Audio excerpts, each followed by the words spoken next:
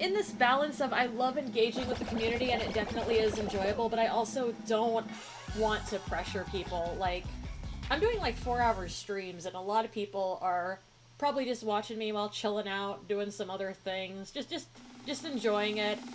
And I just don't want to put pressure on people to not lurk if they're having a good time just lurking, especially because I can go through phases where there's days where I have a lot of social energy to be very chatty in streams, and there's other days where I just am sitting there quietly enjoying myself. And I don't want, I feel like there's a lot of, I understand why a lot of streamers feel this need to really be kind of hard on their audiences about engagement, because there's a lot of pressure on us. I don't know if what I'm saying is making total sense. I feel like as the streamer, I am an entertainer, and the focus of the brunt of the work should be on me. And it's like, I love getting people to engage. I love when people talk in the chat.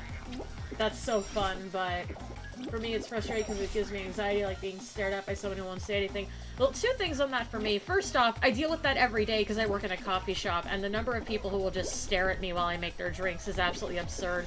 Second, I guess it's because, like, I guess it's because I'm used to performing. Growing up, it's like, I would be singing in front of, like, 100 people, and there was no feedback and that kind of stuff. We've got this whole new world of, like, instant feedback, instant gratification and feedback loops that is just a very new realm. It used to be that, like, I mean, you'd get applause at the end of a performance or something if you were lucky, but yeah, it's kind of a mix for me. It's really hard to put Twitch and YouTube streaming and stuff into boxes of, like, traditional performing and things like that.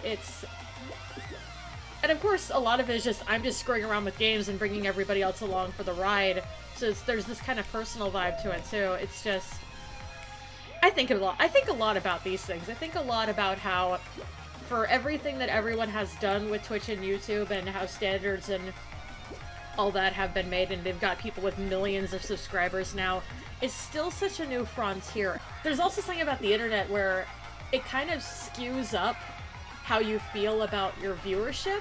Like, back when I was doing performing and stuff, if I'll get like 50 views on a YouTube video.